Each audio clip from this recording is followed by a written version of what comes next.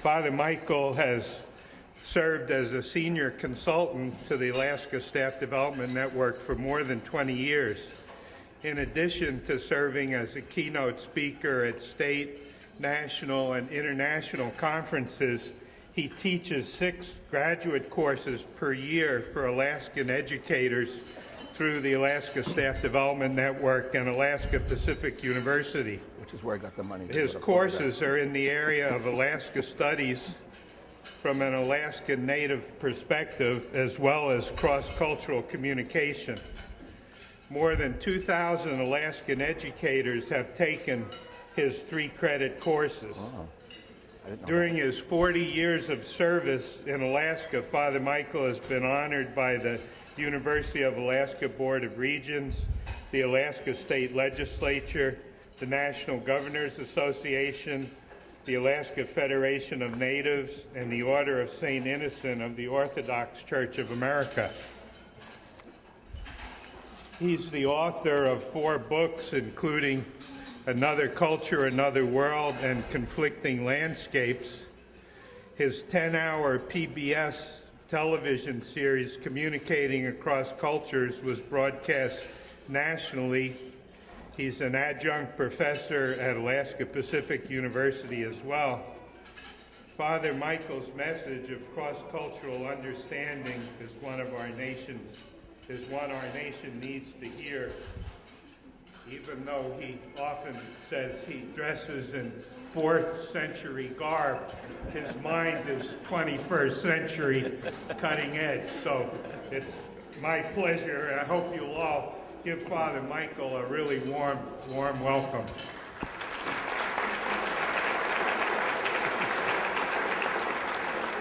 Thanks, Kelly.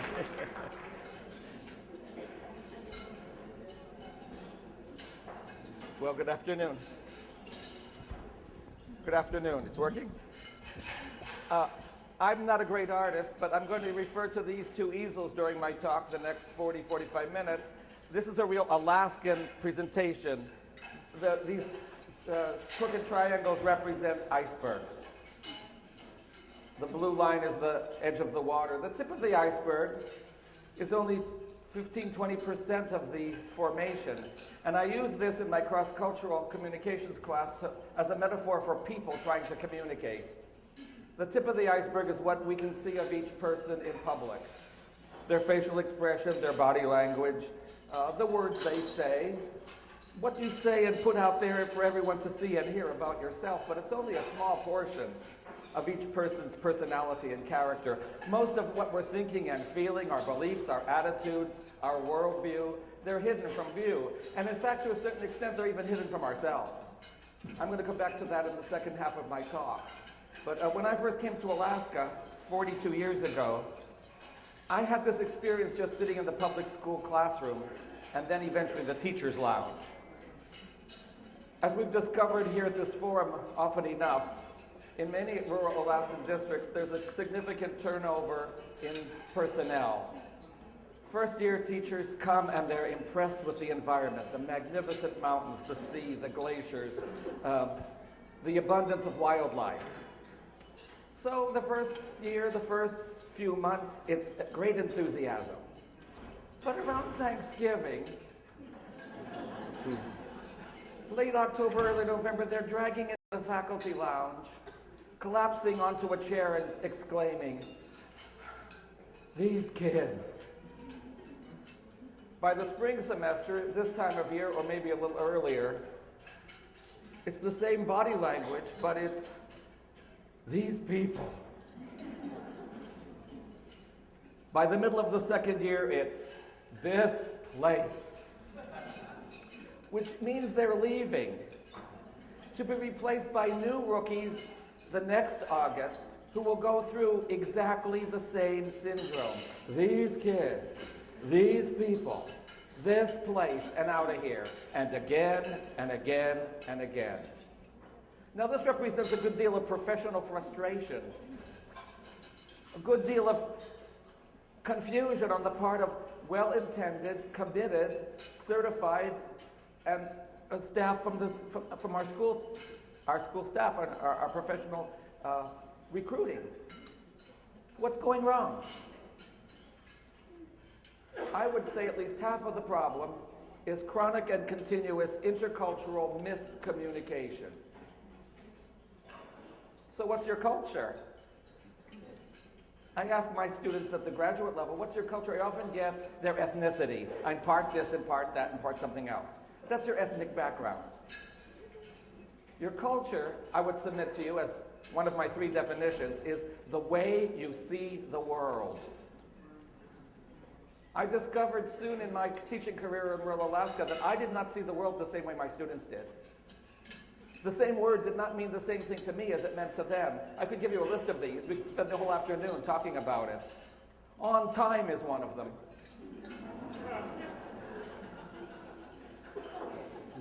Who invented the 60-second minute and the 60-minute hour and the 24-hour day? Whose idea was that? Why was it even necessary? I'll tell you. Those concepts, 60 seconds to the minute, 60 minutes to the hour, 24 hours to the day, goes back to ancient Mesopotamia. The Babylonians, living in the first cities on earth, needed to make appointments. I'll meet you next Tuesday at 3 o'clock at Joe's. You had to have the concept for Tuesday and Joe's, but you also had the concept of 3 o'clock. Otherwise, in a city of 50, 60,000 people, you wouldn't find each other. So city people needed clocks just to meet their friends. I've lived in rural Alaska the last 40 years. You don't need an appointment. When you want to see your friend, it's quite easy. You open your door, you walk out, you walk over to their house. If they're not home, they can't be far away. If the city operates on the notion of on time as by the hour, rural communities operate as on time by the day. If it happened that day, it was on time. Anyone who lives on a farm or in a small village knows that your activities last the day. What are you doing tomorrow, Grandpa? Fishing. All day. Plowing the field. All day. Hunting. All day. Fixing the tractor or the car or the snow machine. All day until the job gets done. The basic unit of time in a village is the day. The basic notion of time in the city is the hour. And then we send people from the city to the village. And they expected everything to go on time in their definition of time. And the entire community isn't operating that way.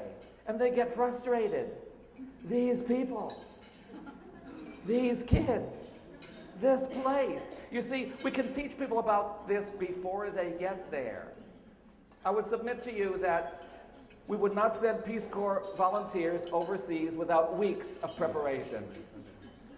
But we send professionals to their doom, to rural areas, Native American villages, Alaska Native communities, with no preparation at all.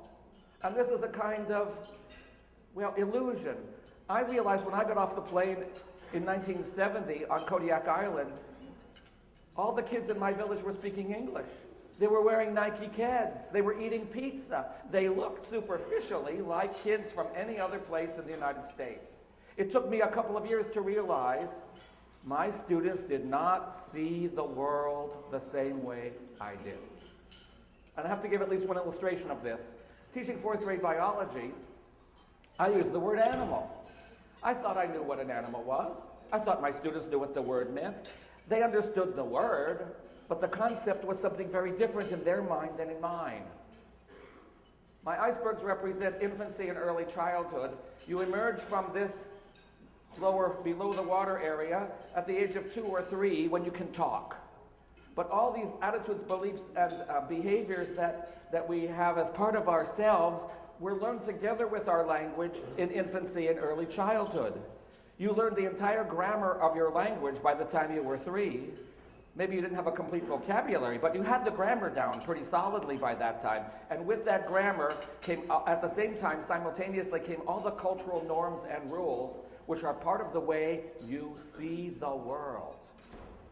It's no longer something you discuss. It's not even something you remember learning. It's just there on your hard drive. I use the word animal. Being of European descent, an animal is a living thing of inferior intelligence and sensitivity. To be turned into an animal in European folklore, the kind of things we tell the children in infancy and early childhood, to be turned into an animal is a bad thing. Beauty and the Beast, Frog Prince, werewolves. Then I hear stories that the grandparents in my village are telling my students. The mink boy, a Kodiakalutic story of a boy who was given the ability to turn himself into a mink and back into a boy as needed. I don't have time to tell the actual story, but at the end of the story, he decides to be a mink instead of a boy.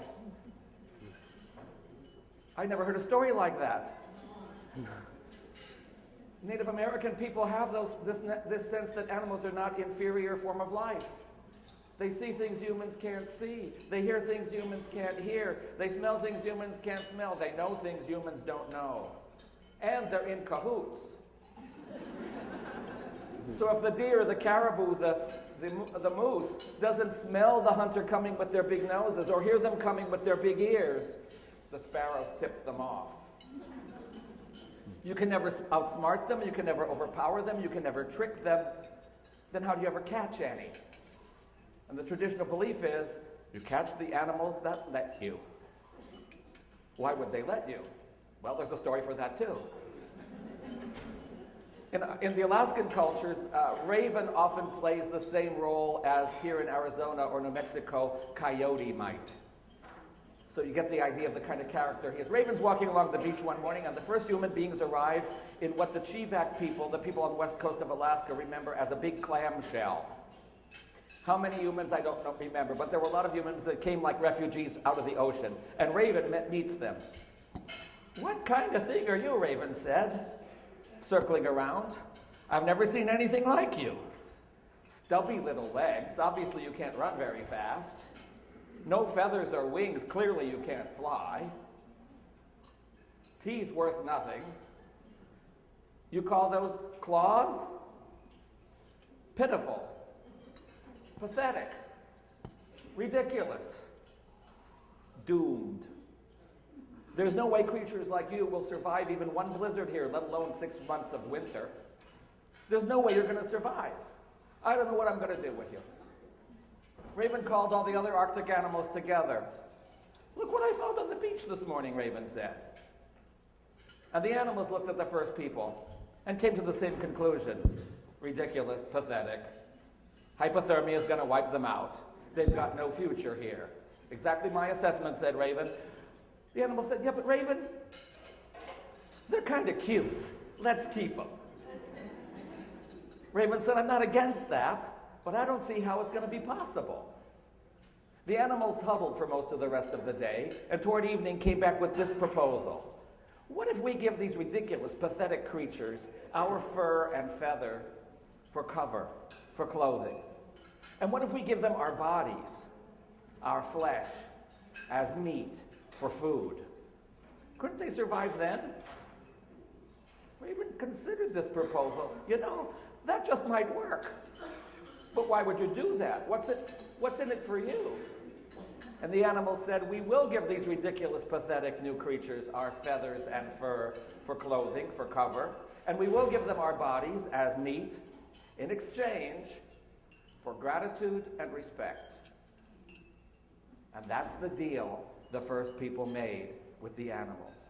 And showing gratitude and respect entails how you create or handle your weapon, how you kill the animal, how you use the skin or fur, how you prepare and cook the meat, how you eat the meat, how you use any of the usable parts of the animal for other purposes, and finally what you do, how you carefully and respectfully dispose of what's left over. Education for thousands of years meant knowing how to treat respectfully and with gratitude the animals in your ecosystem. I say education, you say education. For traditional kids in my village, education was happening out with uncle, dad, and grandpa as they learned to hunt and fish and harvest their subsistence resources in a humble, grateful, and respectful way. School is what you do in school. I would submit to you that education and schooling are not the same thing. Education has been going on since the first people had the first kids.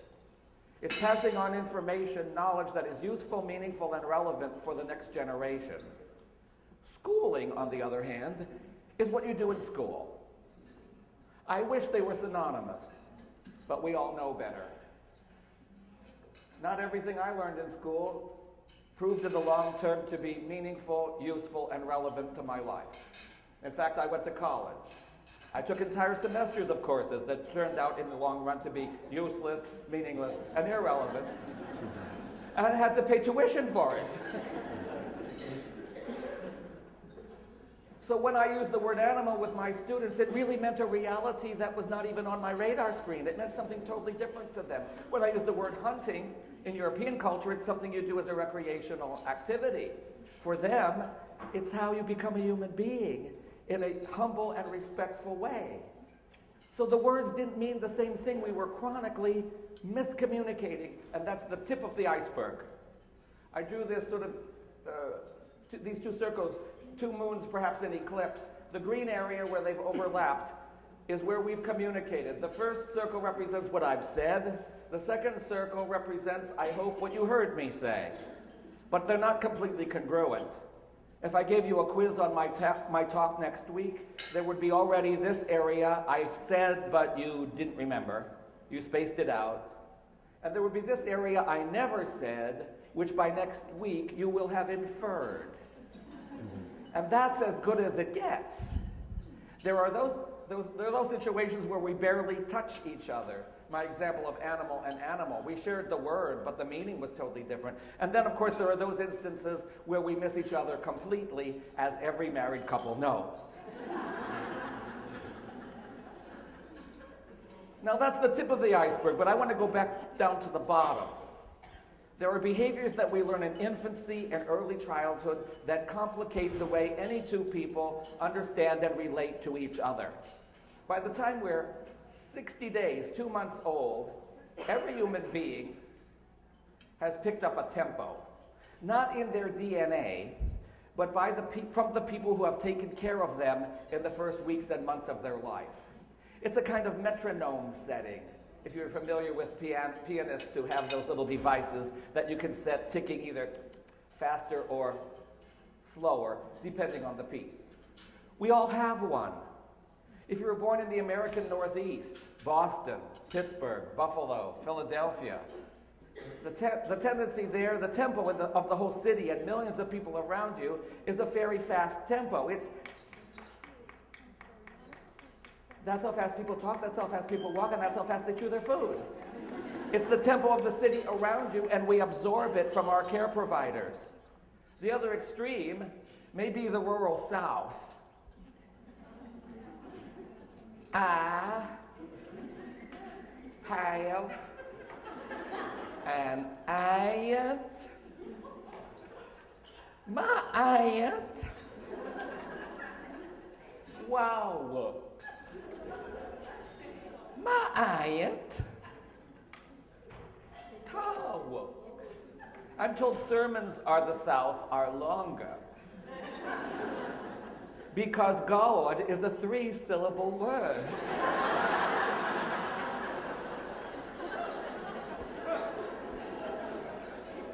Now, how does that affect communication between people? Here's the basic rule. People talking are like playing catch with their kid. I've got the ball, I throw it to you. You throw the ball back, I throw it back. And we take turns. The signal that I'm done talking and it's your turn is a tick of silence. How long do you wait?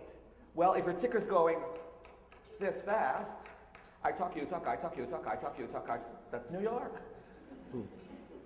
If you're from western part of the state of Virginia where my aunt lives, I talk, y'all talk. How much silence do you have between my turn and y'all's? It's sort of like my aunt, God forbid, going to New York for a walk. Because she will walk at that same tempo. And behind her will be 9 million New Yorkers walking at their... It's quite predictable what's going to happen to that poor lady. She's going to be trampled. The same thing will happen conversationally. She's waiting for her turn. She's never going to get it. She's going to be effectively shut out of any conversation north of the Mason-Dixon line. Now, by the way, this sends a different kind of message. She's not going to say, oh, those poor people, their tempo was set faster than mine in infancy. That's not what she's going to say. She's going to say those people are fast-talking, arrogant, pushy, domineering Yankees. Meanwhile, they're going to assess my aunt as unresponsive, passive-aggressive, slow, and therefore, because the word slow can mean several things, stupid. I've taught special ed for over a dozen years in Alaska. I would say 80% of the special ed kids in my classes, and I've checked this with other instructors as well, 4 out of 5 don't belong there, and this alone accounts for a big chunk of it. They're viewed as slow children because when the teacher called on them, they didn't answer. And the teacher went on to somebody else and somebody else. The 4th kid answered, but by that time, it had been that long. So the 4th kid is ready to answer. The first 3 didn't even know it was their turn. This is miscommunication based on not being in sync with the people you're working with. And they get misjudged. The faster talker comes across as pushy, arrogant, and domineering. The slower as passive-aggressive, impolite, or they're making something up. You can imagine how devastating this could be at trial when the witness takes a little bit longer to answer, they're making something up. Now, no one can consciously say, I didn't believe him because he took too long, but this is all below the waterline. It's unconscious. It's there, but we're not aware of it. And it's miscommunication that happens in every classroom, but especially in the breakdown between urban teachers and rural students. Moving up our iceberg, we've got the music. What do I mean by music? Not what people sang to you as lullabies in your cradle, but how they talk to you. Think about this for a moment. On a musical scale, treble clef, English-speaking people tend to talk to their infants on very high notes. The tinier the baby, the higher we go. Right? You see grown men coming to see their new nephew or niece, they come up to that crib and they pick up that child and it's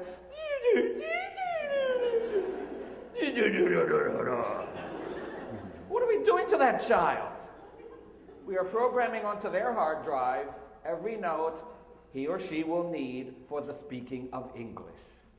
English is spoken on a very wide range of notes.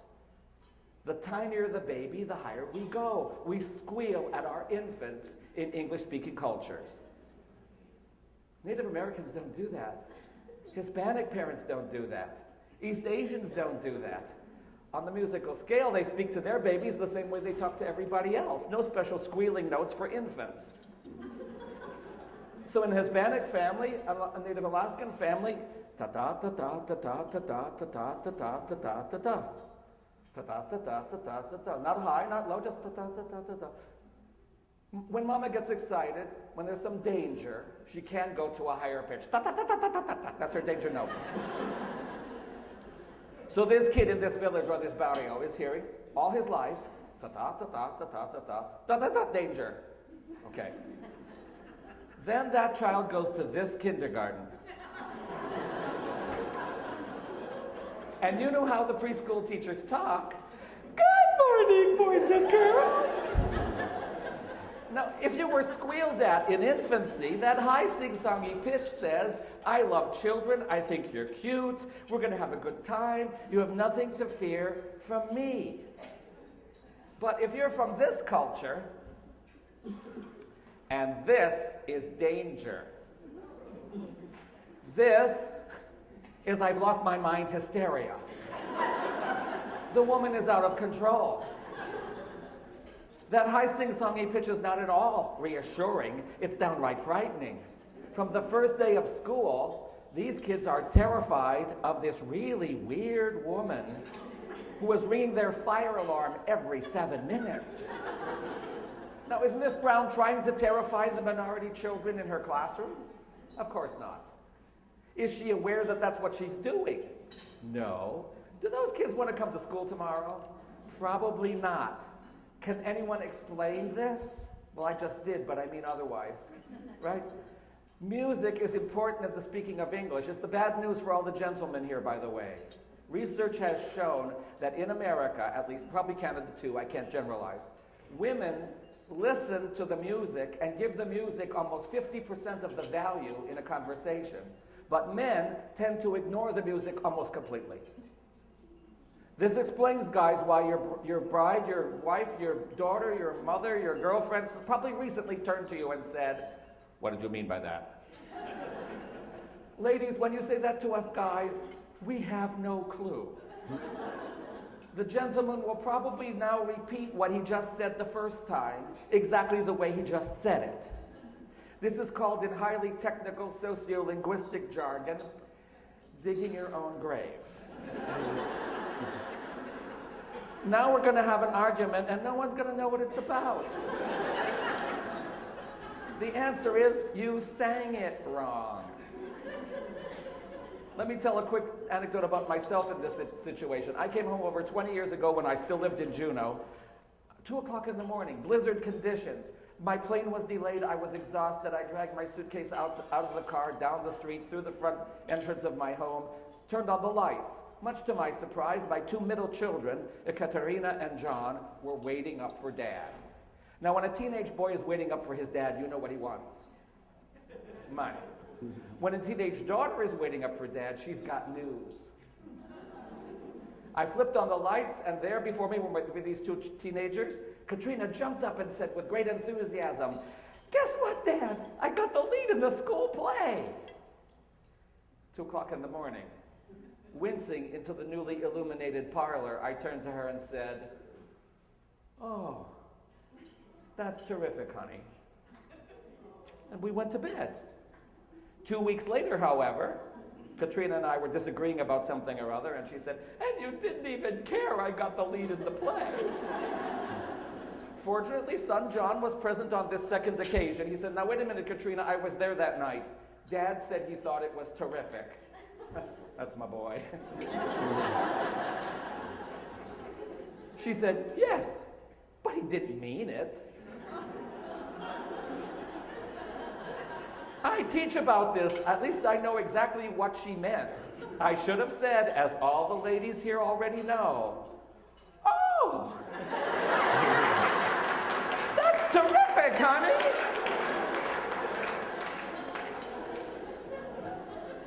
The point here is, when people learn English as a second language, they never learn the music. We don't even teach the music. And if we had, even if we wanted to articulate this explicitly, trying to teach the elder Dena'ina Indian, the elder Tlingit, the elder Yupik, the elder Hispanic grandpa, that he needs to speak English on a wider range of notes, it won't happen. If that's a woman's note, he's never going there. Is he conscious of this? No. But his hard drive says this is not right. So that boss says to this employee, "How do you like your job?" This guy says, "I really like my job." And he does. But that man wanted to hear, "I really like my job." And the guy who sings it right gets the promotion. And the guy who sings it wrong, sorry. No problem here? No discrimination? No, you see, miscommunication leads to exactly the same results as deliberate conscious prejudice. On the receiving end, there's no difference. Miscommunication hurts whoever is weaker. In any hierarchy where miscommunication occurs, whoever has less power pays. And that means in school, every time when miscommunication happens, the student will pay. In the workplace, it's the employee. In the courtroom, it's the defendant. Out on the street, the cop stops you, it's the civilian. In the hospital, it's the patient.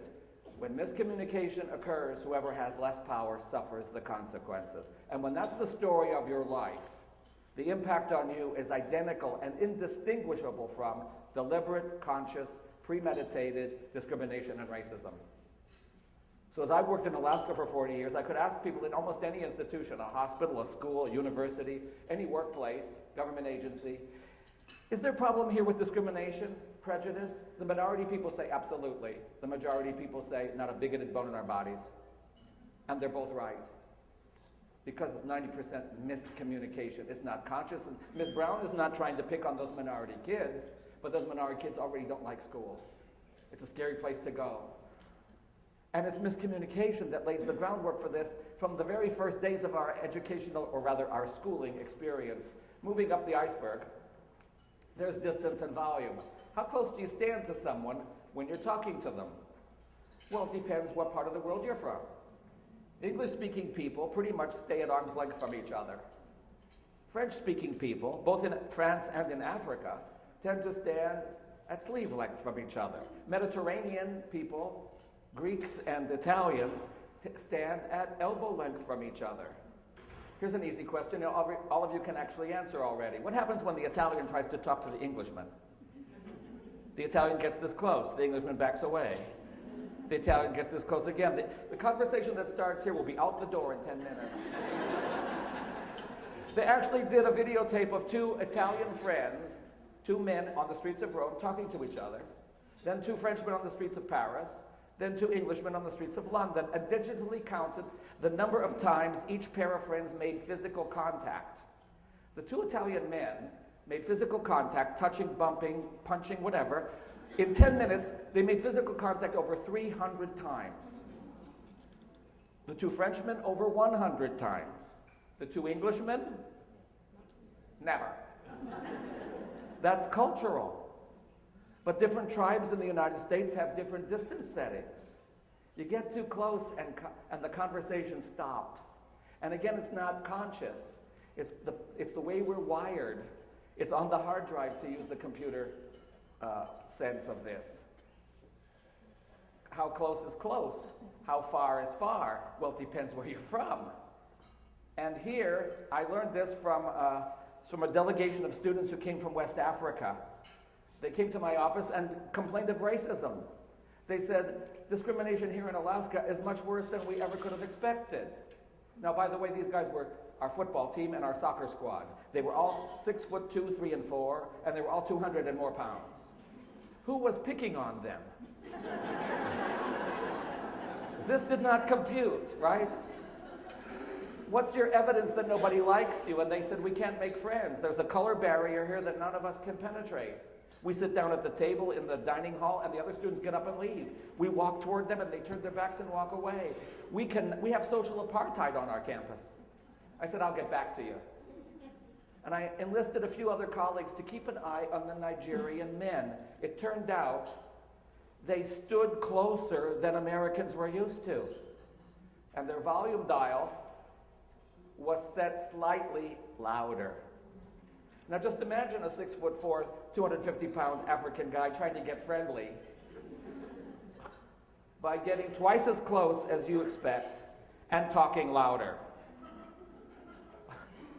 Without realizing it, they were walking around campus saying, we are one bunch of angry, intimidating Africans. They weren't angry and they weren't intimidating. But by standing that close and talking that loud, that was the message they were sending, and everyone stayed away. Even when you saw a few of them coming toward you, they were in each other's face. It looked like they were having an argument, like one was about to punch the other guy. You want to get involved? No. So people saw the Africans coming, and they backed away. The Africans interpreted this as racist. And they were in social isolation for 4 months before we got to the bottom of this. It's another form of miscommunication. I had a doctor just last week tell me, my boss, she was from California, now she's in Alaska. My boss is complaining that I'm talking too loud. I said, who's your boss? It turned out he was Athabascan, Indian from interior of Alaska. Compared to his volume setting, she's loud. She said, no one's ever told me I was loud before. I said, compared to what? right? None of these things are absolute. Loud compared to what? Close compared to what? High pitch compared to what? Tempo, fast or slow compared to what? None of these things are set in stone. It's all relative. But when you're going to another culture, you have to realize that inevitably all of these are going to come into play. And we don't even tell our teachers that before we send them off to the rural Alaska. And so it's within months, these kids, these people, this place, there's something wrong with them because all the rookie teachers have huddled and compared notes. And they all agree there's something wrong with them. So how loud is loud? How soft is soft? Compared to what? Compared to whom? This is all cultural. We're only at the tip of our iceberg. We have the things we do just to show we're being polite. Every 3-year-old already knows this stuff. Standard American English practice, if you want to start a conversation, is to say it twice, to have 2 greetings. For example, if you just pass someone here in the corridor, good morning, good morning. You can't get a conversation started with only 1 greeting. You need 2. Hi, how are you?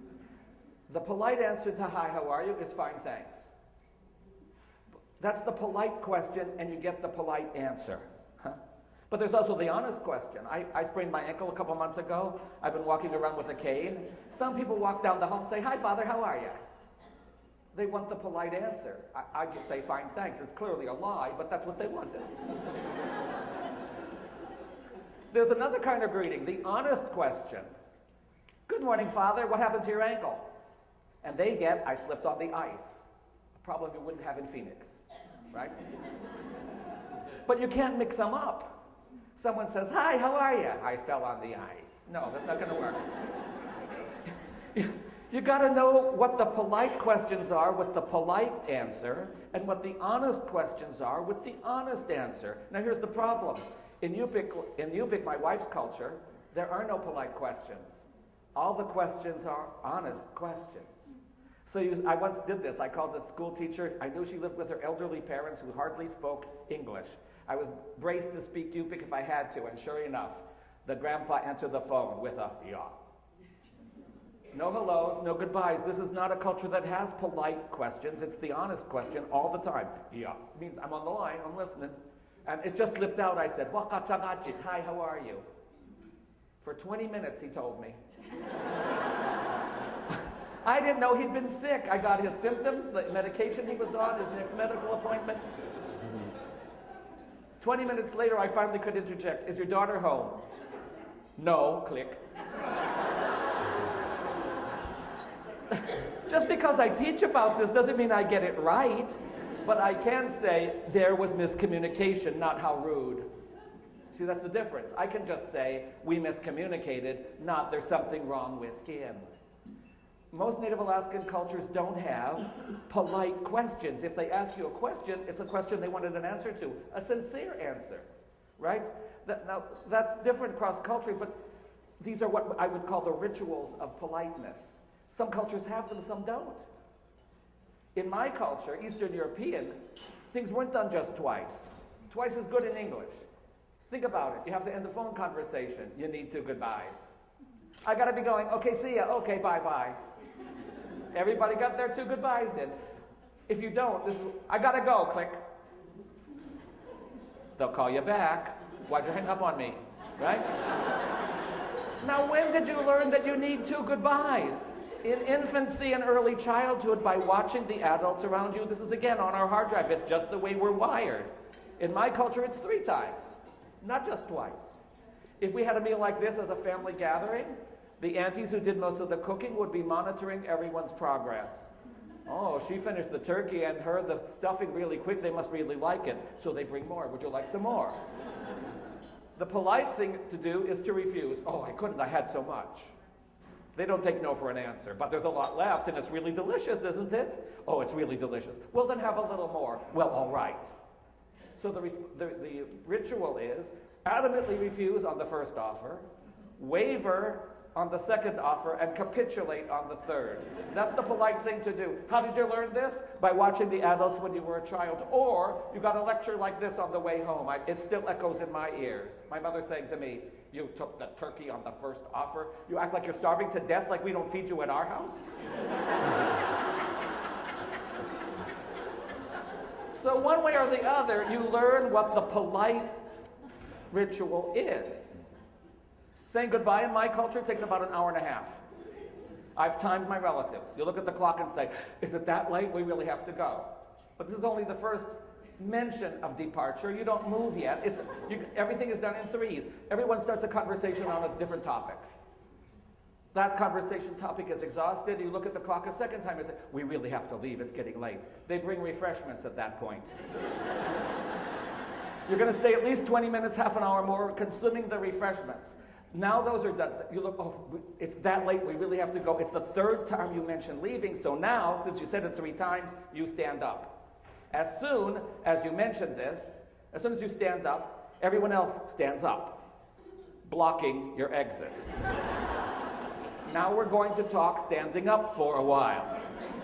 Eventually, we send a pre-adolescent child back to get the coats wherever they've been stashed. He or she emerges covered in outerwear.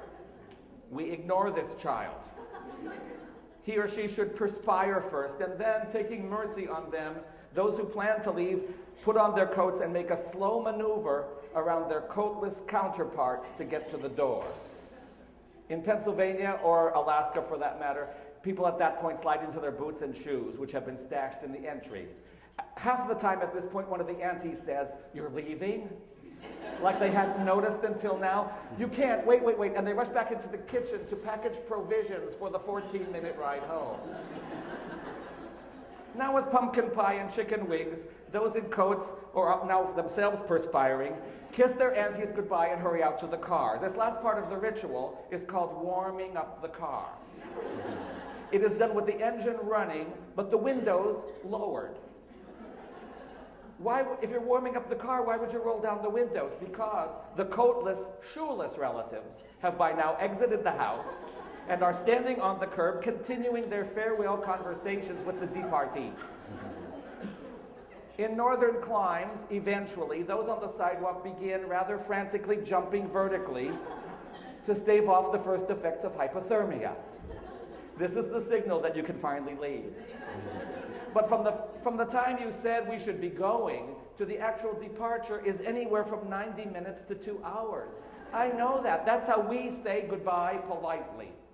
Parting is such sweet sorrow, and it takes that long to extricate ourselves from our relatives to get home.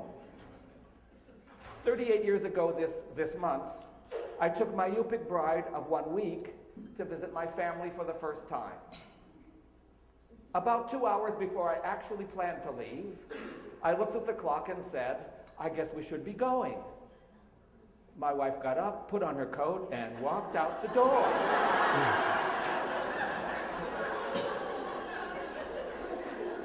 Yeah, you think it's funny. Of course, all my relatives are staring at me. I'll be right back. I go out to the car, I say, "Honey, come on back in." She said, "Why? You said we were leaving." I'll explain later. In all of these ways, we are going to miscommunicate. I wish I could give you a 2-hour talk, or even a half-hour talk, where we could get complete congruence, where everything that one person said was perfectly understood by the other party. It's not in the ballpark. It's not going to happen. You can never say perfectly and completely and accurately exactly what you mean, and even if you could, the person you're talking to is not going to take it 100% the way you meant it. Miscommunication is just a permanent fact of life. So there's no way we can prevent it from happening, but we can learn to spot it. We can learn to understand that in different cultures, we have different tempos, different pitches that mean different things. I did this experiment with my high school students just last week. The girls got it, the boys didn't. It happens every time. I said to the boys, "Guys, I'm going to send you 2 different messages. See if you can tell which one is which." Message number 1, "I didn't forget my wallet." Message number 2, "I didn't forget my wallet." They all looked at me blankly.